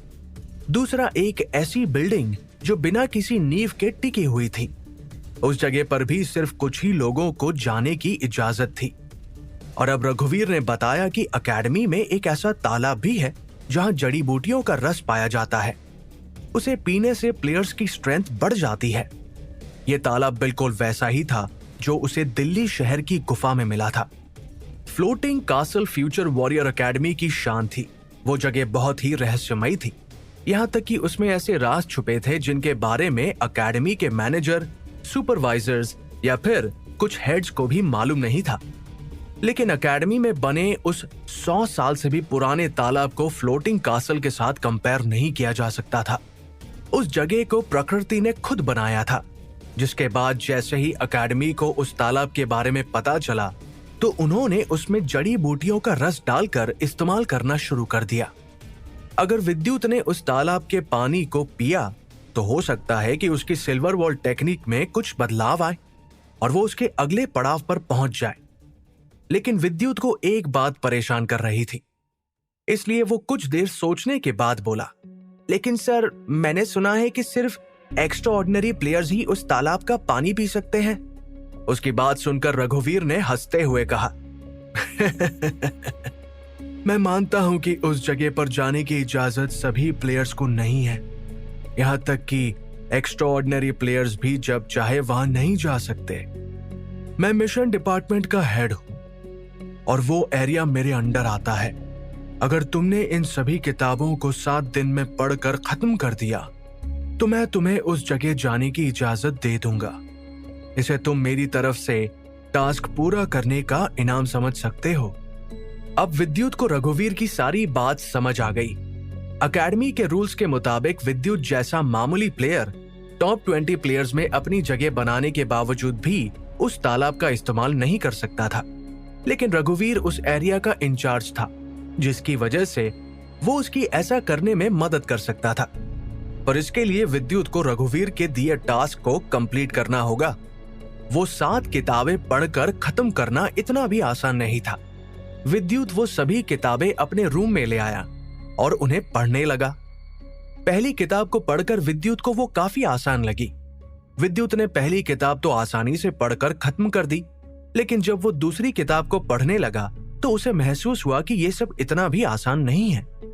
अगर विद्युत के अलावा इस वक्त कोई और इन किताबों को पढ़ रहा होता तो उसे करीब 1 साल लग जाता। वो किताबें बहुत मोटी और भारी थी। रघुवीर ने किसी मकसद से ये किताबें विद्युत को पढ़ने के लिए दी थी।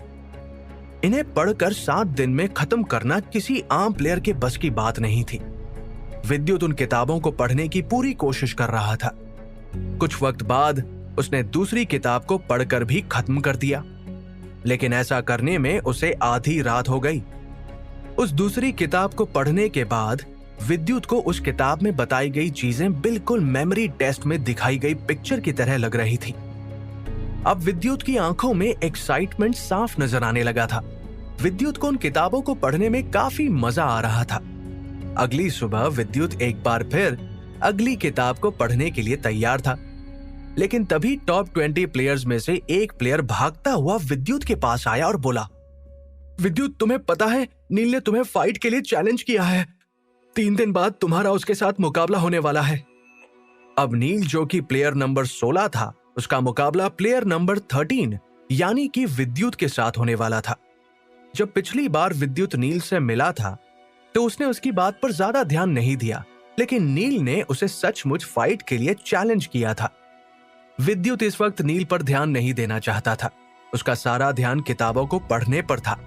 लेकिन तभी अंजलि उसके पास आई और बोली, विद्युत, नील ने तुम्हें फाइट के लिए चैलेंज किया है। तुम्हें जरा संभल कर रहना होगा। वो तलवारबाजी में बहुत अच्छा है। उसकी ब्लेजिंग सन स्वॉर्ड टेक्निक से बच पाना तुम्हारे लिए आसान नहीं होगा।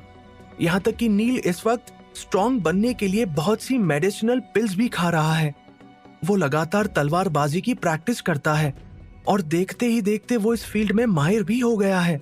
मेरे हिसाब से वो इतना स्ट्रॉन्ग है कि टॉप 10 प्लेयर्स में से किसी को चैलेंज करके उसे मुकाबले की टक्कर दे सकता है, लेकिन इस वक्त उसने तुम्हें चैलेंज किया है। ये सब सुनने के बाद विद्युत थोड़ा हैरान रह गया। विद्युत इस वक्त हर्षित के बारे में सोच रहा था। हर्षित की रिपलिंग टेक्निक को ब्लेजिंग सन स्वॉर्ड टेक्निक के साथ कंपेयर किया जा सकता था। ईगल एकेडमी में हर्षित ने अपनी ताकत से अनिरुद्ध और अर्जुन को अपने एक ही अटैक में हरा दिया था। विद्युत जानता था कि नील बहुत स्ट्रॉन्ग है। उसके साथ मुकाबला करने के लिए उसे कड़ी मेहनत करनी होगी। विद्युत इस वक्त मन ही मन हर्षित और नील के बारे में सोच रहा था कि तभी अंजलि ने आगे कहा, मुझे एक और जरूरी बात पता चली है। ये कहते हुए अंजलि थोड़ी परेशान लग रही थी। क्या? विद्युत अंजलि की तरफ देखते हुए बोला, तुम्हें पता है कि तुम्हारे दोस्त यानी कि अनिरुद्ध और अर्जुन की हालत कुछ ठीक नहीं है। अंजलि ने धीमी आवाज में कहा। अनिरुद्ध और अर्जुन के बारे में सुनकर विद्युत थोड़ा परेशान हो गया और झट से बोला, क्या हुआ अनिरुद्ध और अर्जुन को? इसके बाद अंजलि विद्युत को एकेडमी की एक तरफ बनी उस बड़ी सी बिल्डिंग में ले गई जहां ऑर्डिनरी प्लेयर्स रहते थे। विद्युत ने इस जगह पर बहुत कम वक्त बिताया था।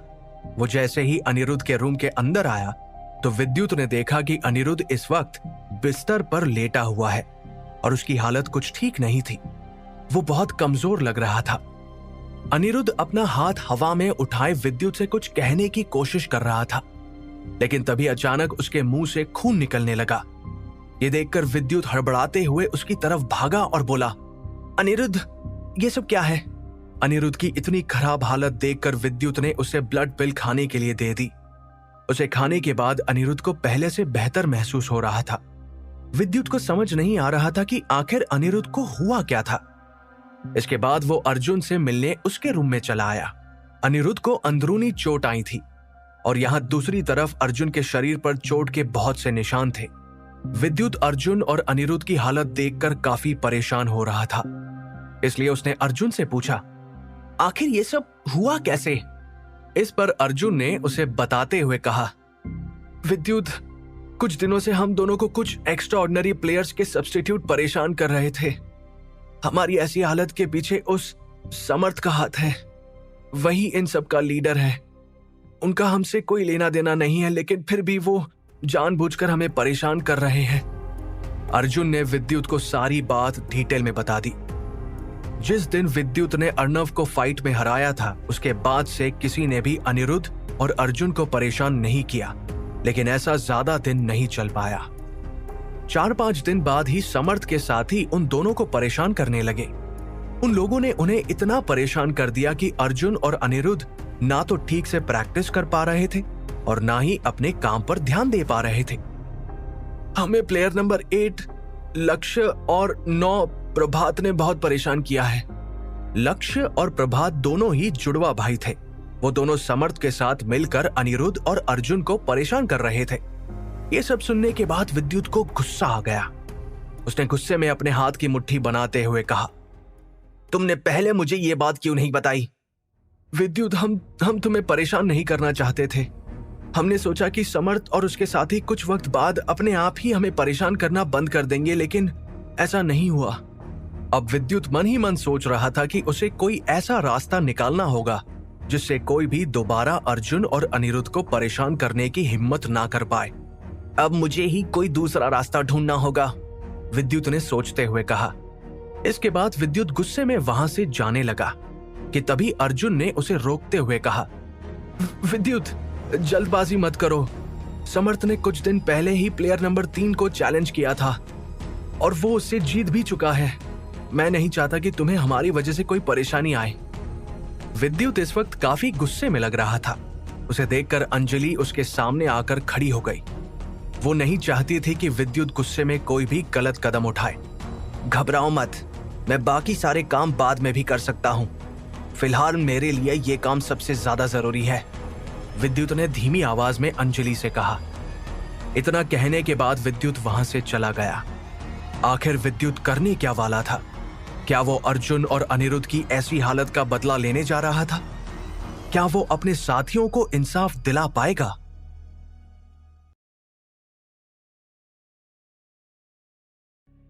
विद्युत इस वक्त बहुत गुस्से में था। अर्जुन और अनिरुद्ध से मिलने के बाद वो सीधा टॉप 20 ऑर्डिनरी प्लेयर्स की बिल्डिंग की तरफ चला आया। विद्युत ने जैसे ही वहां कदम रखे तो उसे गुस्से में देखकर गार्ड ने पूछा, क्या बात है, तुम यहां इस वक्त? दरअसल विद्युत इस वक्त रूम नंबर 8 और 9 के सामने खड़ा हुआ था।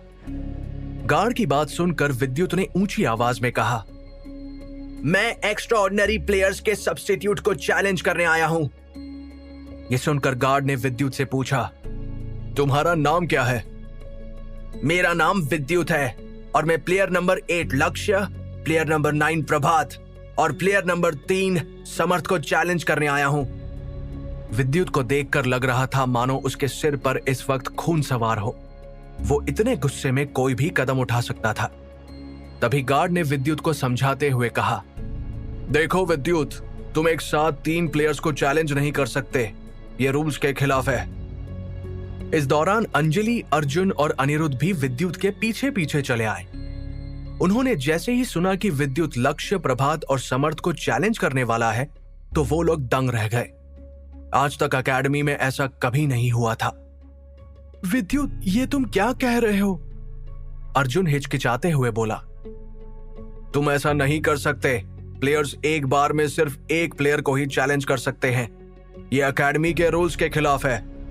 गार्ड की बात सुनने के बाद भी विद्युत अपनी जगह से हिलने के लिए तैयार नहीं था। वो एक बार में ही उन तीनों को मजा चखाना चाहता था, लेकिन विद्युत एकेडमी के रूल्स के खिलाफ नहीं जा सकता था। अगर वो एक बार में तीनों को चैलेंज नहीं कर पाया तो फिर उसे एक एक करके तीनों प्लेयर्स से फाइट करनी होगी। आप एक बार ट्राई तो करके देखिए, मैं इन तीनों को एक बार में ही चैलेंज करना चाहता हूं। मैं बार बार अपना वक्त बर्बाद नहीं करना चाहता, विद्युत ने पूरे कॉन्फिडेंस के साथ कहा। लेकिन गार्ड उसकी बात मानने के लिए तैयार नहीं था। उसने ना में अपना सिर हिलाया और कहा, मैं एकेडमी के रूल्स के खिलाफ नहीं जा सकता। यह सुनकर विद्युत ने गहरी सांस ली और वो वापस जाने लगा कि तभी विद्युत को एक भारी सी आवाज सुनाई दी। अचानक एकेडमी का सुपरवाइजर विद्युत के सामने आकर खड़ा हो गया और बोला, रुको, मैं इस बात की परमिशन देता हूं। तुम एक बार में 3 प्लेयर्स को चैलेंज कर सकते हो। सुपरवाइजर देखना चाहता था कि क्या ऐसा सचमुच हो सकता है। वो आवाज सुनकर विद्युत और बाकी सभी प्लेयर्स ने अपने सर झुका लिए और विद्युत ने कहा, थैंक यू सर। उसके बाद सुपरवाइजर वहां से चला गया। तभी गार्ड ने विद्युत से कहा, ठीक है, विद्युत 3 दिन बाद तुम्हारा प्लेयर नंबर 3, 8 और 9 जो कि एक्स्ट्राऑर्डिनरी प्लेयर्स के सब्स्टिट्यूट है, उनसे मुकाबला होगा। इतना ही नहीं बल्कि 3 दिन बाद तुम्हें नील से भी फाइट करनी होगी, क्योंकि उसने भी तुम्हें चैलेंज किया है। इसका मतलब यह हुआ कि विद्युत को एक दिन में 4 प्लेयर्स के साथ फाइट करनी होगी। गार्ड की बात सुनने के बाद विद्युत ने हाँ में अपना सिर हिलाते हुए कहा, ठीक है। इतना कहने के बाद विद्युत चुपचाप वहां से चला गया। अब गार्ड के साथ साथ अंजलि, अर्जुन और अनिरुद्ध हैरान होते हुए उसकी तरफ ही देख रहे थे। वो तीनों ही विद्युत के इस फैसले से बहुत परेशान थे। उन्हें उम्मीद नहीं थी कि विद्युत गुस्से में ऐसा कोई कदम उठा लेगा। अंजलि के तो मानो होश उड़ गए हो। वो बिना पलके झपकाए विद्युत को जाते हुए देख रही थी। तभी अर्जुन ने कहा, चलो यहां से चलते हैं। उसकी आवाज सुनकर अंजलि ने अपने होश संभाले और फिर वहां से चली आई। अनिरुद्ध विद्युत के पीछे जाकर उसे रोकने की कोशिश कर रहा था कि तभी अर्जुन ने उसका हाथ पकड़ते हुए कहा, ऐसा मत करो अनिरुद्ध, विद्युत के पास सिर्फ 3 ही दिन है। उसे अपनी प्रैक्टिस पर फोकस करना होगा। मैं नहीं चाहता कि अब हम 3 दिन विद्युत को परेशान करें। वैसे भी वो इस वक्त बहुत गुस्से में है। वो हम में से किसी की बात नहीं सुनेगा। अर्जुन की बात सुनकर अनिरुद्ध ने मायूस होते हुए अपनी नजरें झुका ली। जैसे ही ये बात एक्स्ट्राऑर्डिनरी प्लेयर्स को पता चली तो वो सब हैरान रह गए। विद्युत ने पहले ही अर्णव को चैलेंज करके सबके होश उड़ा दिए थे और अब वो 3 एक्स्ट्राऑर्डिनरी प्लेयर्स के सब्स्टिट्यूट प्लेयर्स को चैलेंज करने वाला था। टॉप 10 प्लेयर्स बहुत ही ताकतवर थे। उनसे जीत पाना इतना भी आसान नहीं था। जिस भी प्लेयर को यह बात पता चली वो सीधा अर्जुन और अनिरुद्ध के पास पहुंच गए। अर्जुन और अनिरुद्ध इस वक्त बहुत शर्मिंदगी भरा महसूस कर रहे थे, क्योंकि ये सब विद्युत ने उन दोनों की वजह से ही किया था। अब बस सब 3 दिन खत्म होने का इंतजार करने लगे। यहां दूसरी तरफ जब नील को यह बात पता चली तो वो अपने रूम में हंसते हुए बोला,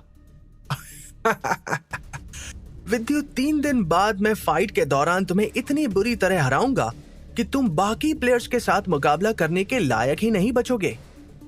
नील भी इस वक्त गुस्से में लग रहा था। वो अपने रूम की खिड़की से विद्युत के रूम की तरफ ही देख रहा था। अब सूरज ढलने लगा था। डिनर के बाद सभी प्लेयर्स अपने अपने रूम्स में जाकर सो गए, लेकिन एकेडमी के हॉल की लाइट्स अब भी ऑन थी। वहां 4 प्लेयर्स आपस में बातें कर रहे थे। उनमें से एक प्लेयर दिखने में बहुत हैंडसम था और उसने काले रंग के कपड़े पहने हुए थे। यह प्लेयर और कोई नहीं बल्कि प्रतीक था। इस वक्त उसके साथ समर्थ भी हॉल में मौजूद था। तभी समर्थ ने अचानक प्रतीक की तरफ देखते हुए कहा, उस विद्युत ने हम तीनों प्लेयर्स को चैलेंज किया है। यह सुनकर प्रतीक मुस्कुराते हुए बोला, हमने इस प्लेयर को कुछ ज्यादा ही ढील दे दी है। इसके पंख तो काटने ही पड़ेंगे। उसकी हिम्मत कैसे हुई मेरे साथियों को चैलेंज करने की। ये सुनते ही समर्थ ने कहा, प्रतीक तुम फिक्र मत करो, वो मुझे नहीं हरा पाएगा। एक दिन में 4 प्लेयर्स के साथ फाइट करना कोई आसान काम नहीं है। उसे पहले नील को हराना होगा। नील कोई मामूली प्लेयर नहीं है। उसे हराने में विद्युत की आधी एनर्जी तो वेस्ट हो ही जाएगी और फिर उसमें हम तीनों से फाइट करने की ताकत नहीं बचेगी। मुझे तो लग रहा है कि उसने ऐसा करके अपनी मौत को बुलावा दिया है। लक्ष्य और प्रभात भी इस वक्त प्रतीक की बात सुनकर मुस्कुरा रहे थे। वो दोनों विद्युत से फाइट करने के लिए पूरी तरह तैयार थे।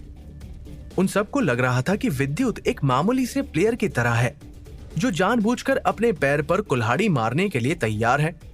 इससे विद्युत को ही नुकसान पहुंचने वाला था। आखिर उसने तुम तीनों को ही चैलेंज क्यों किया? अचानक प्रतीक सोचते हुए बोला। लेकिन वो चारों ये बात समझ नहीं पा रहे थे कि विद्युत ने अचानक उन्हें चैलेंज क्यों किया था, जबकि नील उसे पहले ही फाइट के लिए चैलेंज कर चुका था। आखिर कोई प्लेयर एक ही बार में 4 प्लेयर्स के साथ फाइट करने के लिए कैसे तैयार हो सकता है? प्रतीक और बाकी सब समझ नहीं पा रहे थे कि विद्युत के इस कदम के पीछे उसका क्या मकसद छुपा हुआ था। लेकिन उन तीनों का इस बात से कोई लेना देना नहीं था। वो लोग बस विद्युत को हारते हुए देखना चाहते थे। देखते ही देखते धीरे धीरे दिन बीतने लगे। इस दौरान किसी ने भी विद्युत को परेशान नहीं किया। विद्युत सारा वक्त अपने रूम के अंदर ही था। सबको लग रहा था कि विद्युत इस वक्त जी तोड़ मेहनत कर रहा है, लेकिन किसी को यह मालूम नहीं था कि विद्युत ज्यादातर वक्त रघुवीर की दी हुई किताबें पढ़ने में लगा रहा था। विद्युत जल्द से जल्द उन सब किताबों को पढ़कर खत्म करना चाहता था ताकि वो उस जादुई तालाब का पानी पी सके। फिलहाल तो उसका टारगेट यही था। अपनी स्ट्रेंथ बढ़ाने के लिए विद्युत एक और मैरो क्लेंसिंग पिल खा चुका था। उसको खाने के बाद विद्युत ने जैसे ही सिल्वर वॉल टेक्निक के साथ रिटर्निंग ब्रेथ टेक्निक की प्रैक्टिस करना शुरू किया तो उसे महसूस हुआ कि उसके बॉडी पार्ट्स धीरे धीरे और स्ट्रांग होने लगे हैं। तीसरे दिन विद्युत को महसूस हुआ कि उसकी रिटर्निंग ब्रेथ टेक्निक आखिरी लेवल पर पहुंच चुकी है और तो और उसकी इनर स्ट्रेंथ में भी बदलाव आया है। अब विद्युत की इनर स्ट्रेंथ वहां मौजूद कई प्लेयर्स के मुकाबले कई गुना ज्यादा थी, लेकिन विद्युत अब भी एक बात से बहुत परेशान लग रहा था। उसकी सिल्वर वॉल टेक्निक में लाख कोशिश करने के बाद भी कोई बदलाव नहीं आ रहा था। विद्युत समझ सकता था कि सिल्वर वॉल टेक्निक के अगले लेवल पर पहुंचने के लिए उसे शायद 9 से 10 दिन और लग जाए। विद्युत के पास अब आखिरी मैरो क्लेंजिंग पिल बची थी जिसे वो खाना नहीं चाहता था। वो चाहता था कि वो इसे कॉइन्स के साथ एक्सचेंज कर ले। अगली सुबह विद्युत के रूम के बाहर बहुत से प्लेयर्स मौजूद थे। वो सब लोग विद्युत के बाहर आने का इंतजार कर रहे थे। आखिर वो दिन आ ही गया। आज विद्युत 4 प्लेयर्स के साथ फाइट करेगा। वहां मौजूद एक प्लेयर ने कहा, हाँ, लेकिन अभी तक विद्युत अपने रूम से बाहर नहीं आया है। कहीं वो डर तो नहीं गया? दूसरा प्लेयर हंसते हुए बोला, पिछले कुछ दिनों में विद्युत एकेडमी में फेमस हो चुका था। सब जगह उसके बारे में ही बातें चल रही थी। विद्युत जैसे ही रेडी होकर अपने रूम से बाहर आया तो उसे देखकर अर्जुन और अनिरुद्ध भागते हुए उसके पास चले आए। चलो विद्युत, यहां से चलते हैं, अर्जुन ने कहा। विद्युत को देखकर इस वक्त बहुत से प्लेयर्स हैरान थे। वो इस वक्त बदला बदला सा लग रहा था। अर्जुन और अनिरुद्ध अच्छी तरह जानते थे कि ईगल एकेडमी में भी विद्युत एक मामूली प्लेयर बनकर ही रहता था, लेकिन उसमें हर्षित के साथ फाइट करने की हिम्मत होगी ये कोई नहीं जानता था। विद्युत की काबिलियत का किसी को भी अंदाजा नहीं था। देखते ही देखते विद्युत अनिरुद्ध और अर्जुन के साथ स्टेज के पास चला आया। अब धीरे धीरे वहां प्लेयर्स की भीड़ जमा होने लगी थी। सब लोग आज की फाइट देखने के लिए बहुत एक्साइटेड लग रहे थे। वहां 15 साल की उम्र के प्लेयर से लेकर 30 साल के प्लेयर मौजूद थे, जिनमें एकेडमी के कुछ गार्ड्स, टीचर्स और हेड्स भी खड़े हुए थे। विद्युत की नजरें इस वक्त नील को ढूंढ रही थी। उसने जैसे ही भीड़ की तरफ देखा तो उसकी नजरें भीड़ के बीचों बीच खड़े नील पर जाकर रुक गई। क्या विद्युत का 4 प्लेयर्स के साथ एक दिन में फाइट करने का फैसला सही था? न जाने वो 4 प्लेयर्स का मुकाबला कैसे करेगा। न जाने क्या होगा विद्युत के इस फैसले का अंजाम। जानने के लिए सुनते रहिए।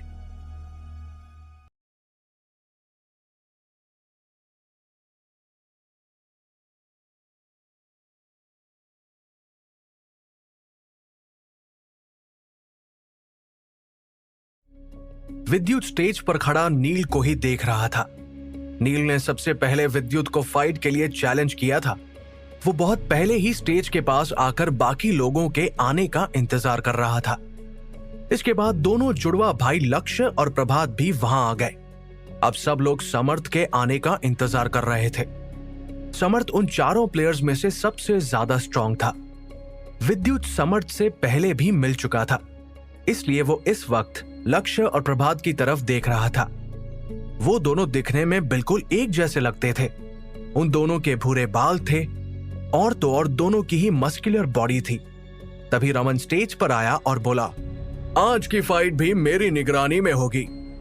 रमन की बात सुनकर सभी प्लेयर्स चुप पड़ गए और फाइट स्टार्ट होने का इंतजार करने लगे।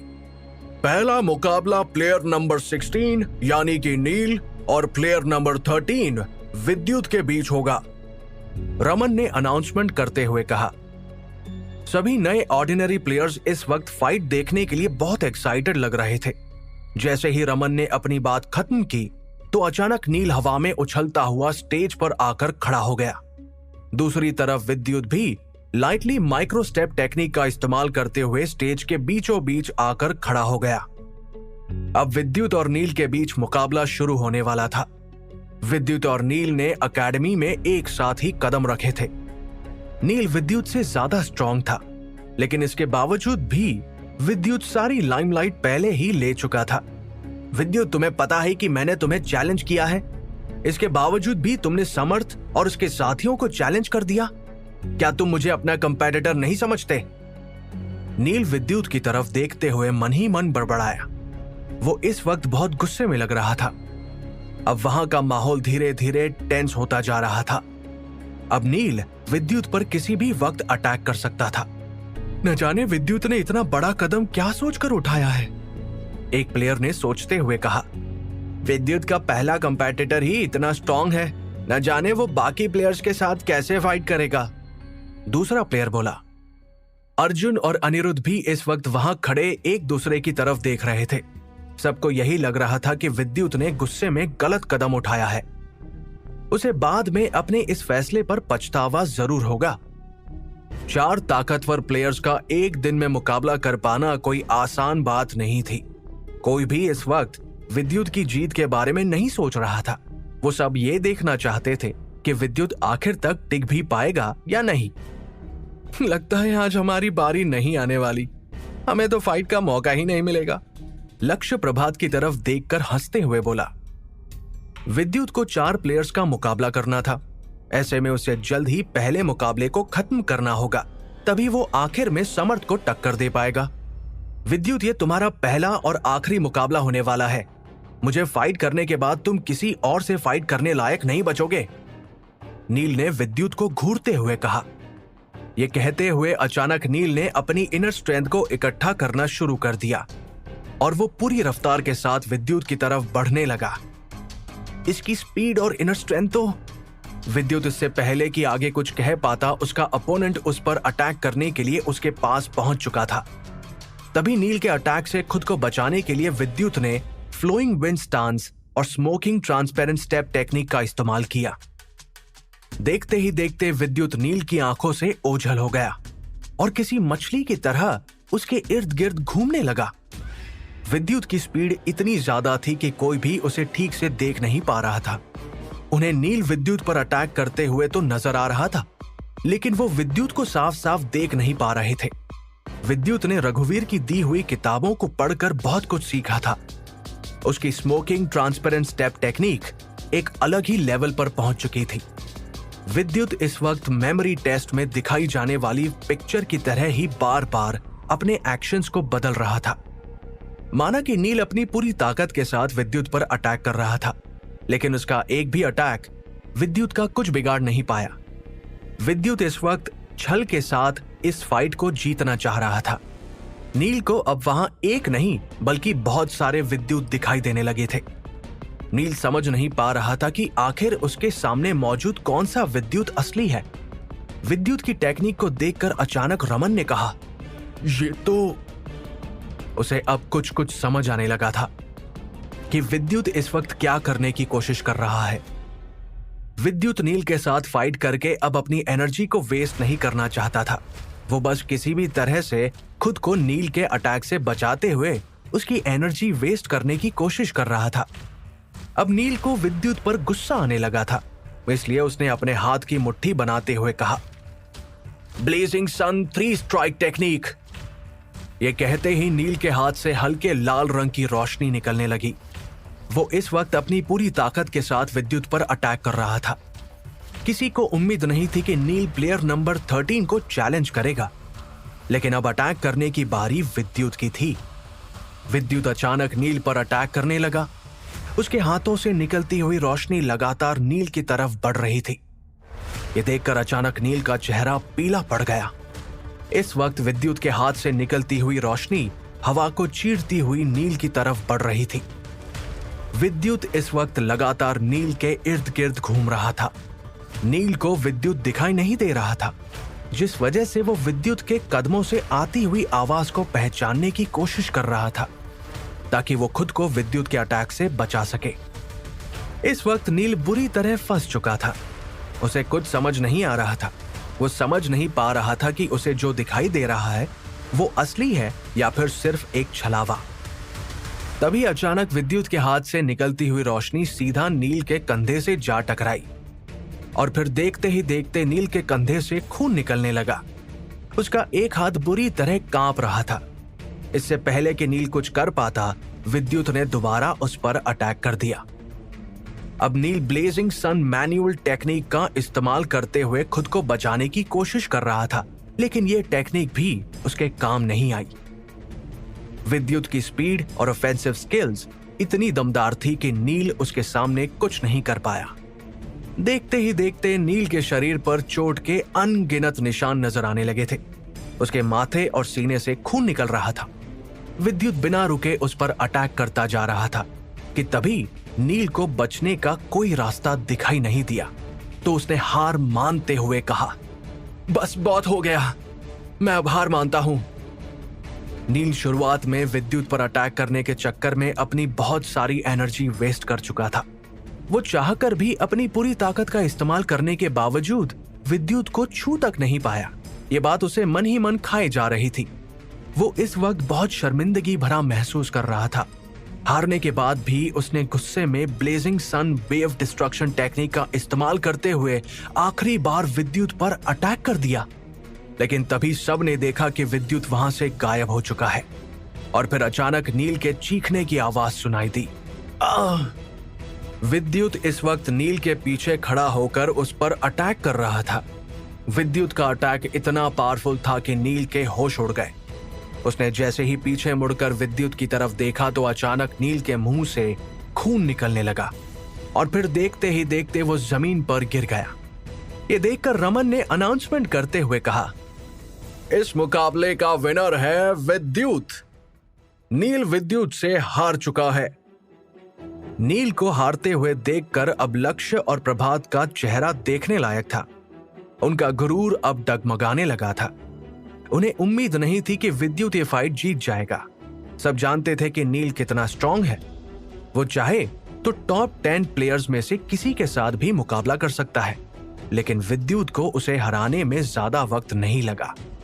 वो तो नील के साथ किसी खिलौने की तरह खेल रहा था। अब सब लोग अगली फाइट का इंतजार करने लगे। अब विद्युत यानी कि प्लेयर नंबर 13 और प्लेयर नंबर 9 प्रभात के बीच मुकाबला होने वाला है। विद्युत ने प्रभात को खुद फाइट के लिए चैलेंज किया है, रमन ने कहा। इसके बाद प्रभात स्टेज पर आकर खड़ा हो गया। विद्युत उसकी मस्कुलर बॉडी को देखकर अंदाजा लगा सकता था कि प्रभात कितना ताकतवर है। इसे देखकर तो लगता है इसने बॉडी स्ट्रेंथनिंग टेक्निक्स में महारत हासिल कर ली है। उसे हराना आसान नहीं होगा, एक प्लेयर ने कहा। स्पीड और स्ट्रेंथ के मामले में प्रभात नील से 2 कदम आगे था। देखते ही देखते उन दोनों के बीच मुकाबला शुरू हो गया। प्रभात अचानक विद्युत की तरफ बढ़ा और फिर उसने उसे पंच मारने के लिए अपना हाथ आगे बढ़ा दिया, लेकिन तभी विद्युत खुद को बचाने के लिए उसके सामने से हट गया।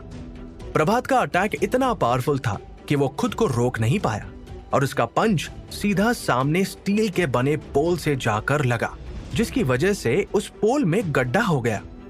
यह देखकर विद्युत ने स्मोकिंग ट्रांसपेरेंट स्टेप टेक्निक का इस्तेमाल किया, लेकिन प्रभात नील की तरह नहीं था। वो विद्युत को साफ साफ देख पा रहा था।